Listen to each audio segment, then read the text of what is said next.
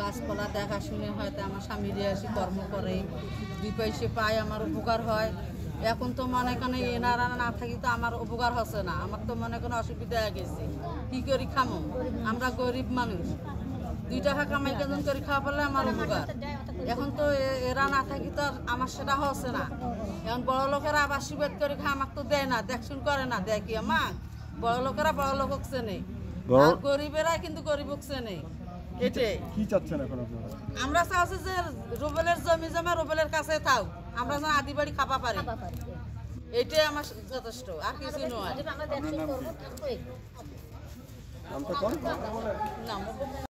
করি ভাই, গাছপালা যত্ন বাড়ি করি, দেখশুন করি। এই যে ভাই এই কারণে কাজ করতে আসলে ভাই ওই দোসরেরা মামলা দেয় ভাই, হামলা দেয়, রাস্তাপথে ধরি মাইট ডাং করে ভাই।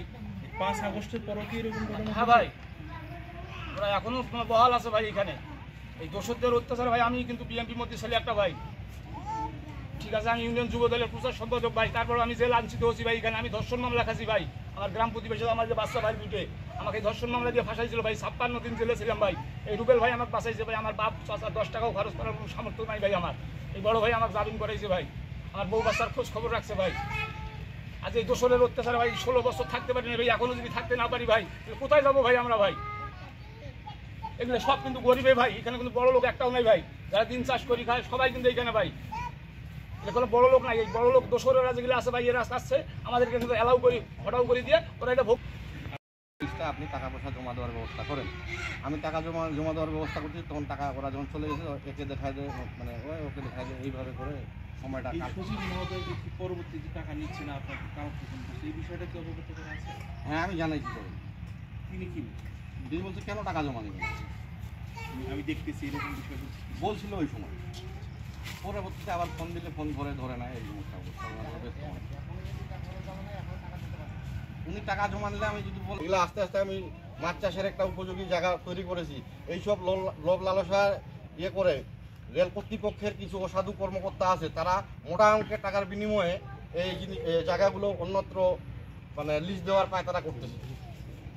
আমি এই জন্য সবার কাছ থেকে মানে ঊর্ধ্বতম কর্মকর্তা এবং রেল কর্তৃপক্ষের কাছে আমার জোরালো দাবি যেন এই কাজটা যেন না করতে পারে এবং আমার নামে যেন লিস্টটা বহাল। যে লেখাটা দিচ্ছি ওটা দেখে দেখে পড়বেন আপনি, যেটা তোমার বললাম বক্তব্য দিবে তুমি। হ্যাঁ আসেন আসেন আসেন, লাইন ধরে বসো।